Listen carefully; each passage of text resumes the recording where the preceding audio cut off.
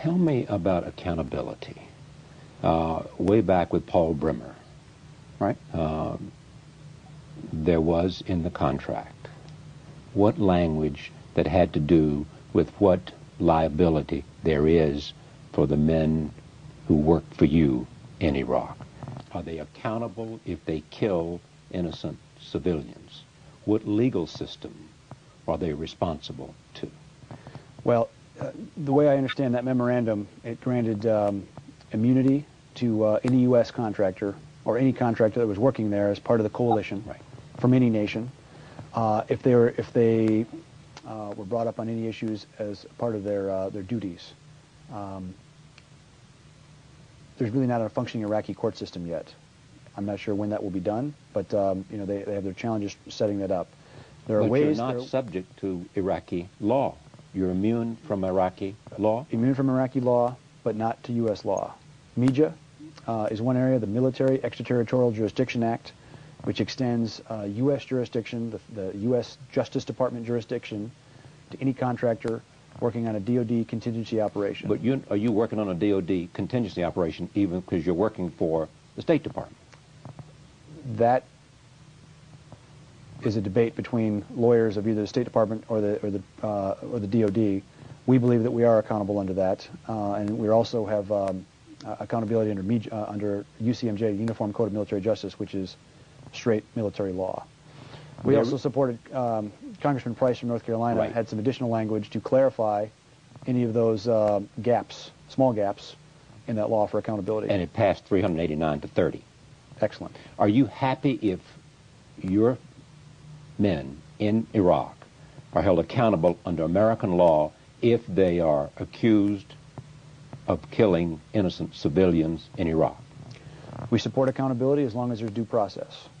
I don't know that the media is granted. Can you get due process under American justice if you are held under American justice? I believe they can. I don't know that the media has given them due process the last couple of weeks, but I believe the U.S. court system and the FBI doing an investigation, I believe they can. These are guys that they're prior military, they're prior law enforcement. They're used to that kind of accountability. They already sworn the oath to defend and support the Constitution. They're used to the UCMJ laws. They're used to those procedures. This is not an unusual thing to hold them accountable again. They want that. They don't want any bad eggs, and they want clear names for those that didn't do anything wrong. They want justice to be done just like we do. Okay, let's take September 16th. I realize the investigation is still underway. I realize there's certain restrictions as to what you can say. But you have talked to your own men. I haven't talked to them. You have not? You have not seen reports they have written? I have seen reports they've written. So you know what they think happened? More or less, yes, sir.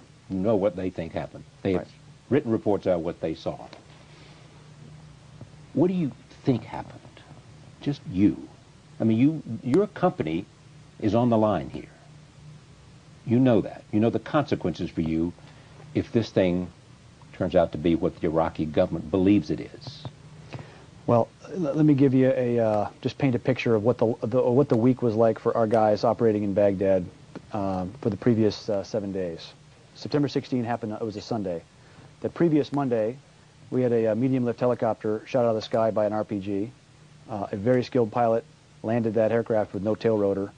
It rolled, it was destroyed, but all 8 guys walked away. 4 of them were injured, had to go to the hospital, but will make full recoveries. 2 days later, complex roadside bomb attack.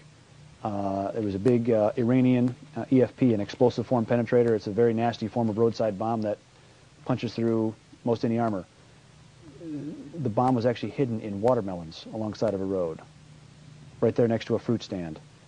2 days later, another ambush, small arms fire, machine gun fire against our guys transiting the highway between the airport and downtown.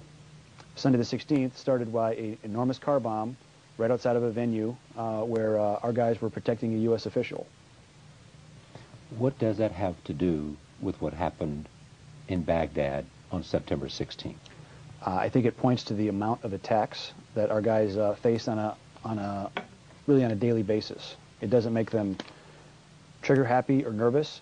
It's the natural course of things. They get attacked. They receive small arms fire. Sometimes they have to return it to minimize the threat they face and to get off the X.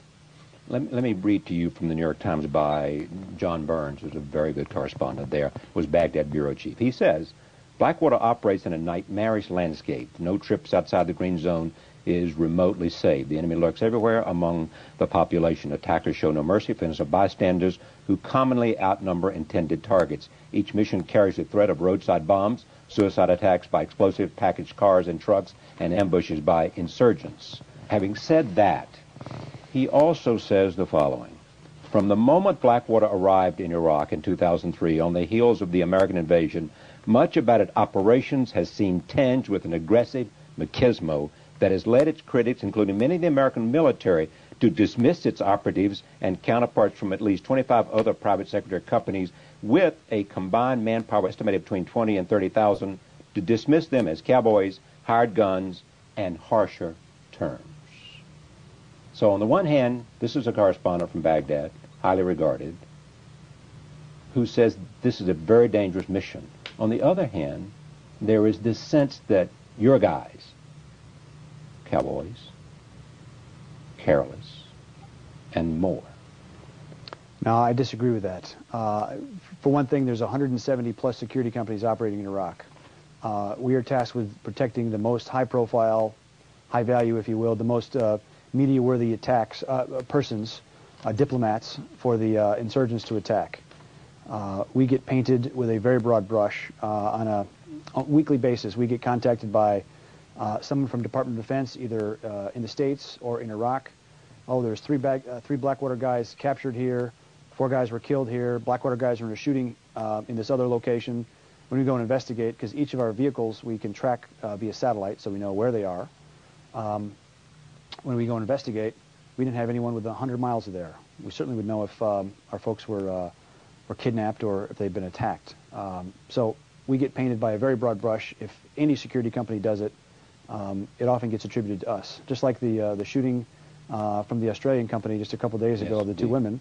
The media's first knee-jerk report was to say, oh, it was a Blackwater shooting. It was not until they actually did some digging further that they figured out, oh, it wasn't us. It wasn't Blackwater. Do you think there's been knee-jerk reporting about what happened on September 16th? Absolutely. And what is the nature of it in terms of what you believe? Because you've seen what your guys have said, and you know what the Iraqi government has said, calling it deliberate and murder. It wasn't deliberate. It wasn't murder. I believe, we'll wait till the investigation comes out, but in looking at the past performance of the guys, the previous military experience, the good judgment they've shown for the last 15 or 20 years serving in the U.S. military and law enforcement, I believe they used good judgment that day, but I don't know the full results of the investigation, and the facts will bear out. This is from the U.S. military. This is from a colonel, and I just want to read you this because it came out today, and this is what he said, and to get your response from that. USA guards shot at Iraqi civilians as they tried to drive away from a Baghdad square on September 16th, according to a report compiled by the first U.S. soldiers to arrive at the scene, where they found no evidence that Iraqis had fired weapons. Quote, it appeared to me they were fleeing the scene when they were engaged. It has every indication of an excessive shooting, said Lieutenant Colonel Mike Tarsa, whose soldiers reached Nisour Square 20 to 25 minutes after the gunfire subsided.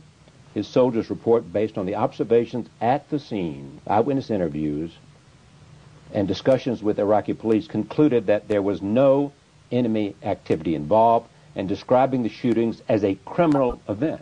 This is not from the media. This is from the military.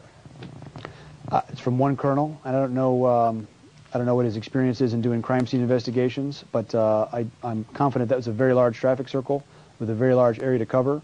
Enemy fire can come from closer or from farther than 50 yards away. The Iraqi government's also had all sorts of reports that nothing, not even a rock, was thrown at our guys.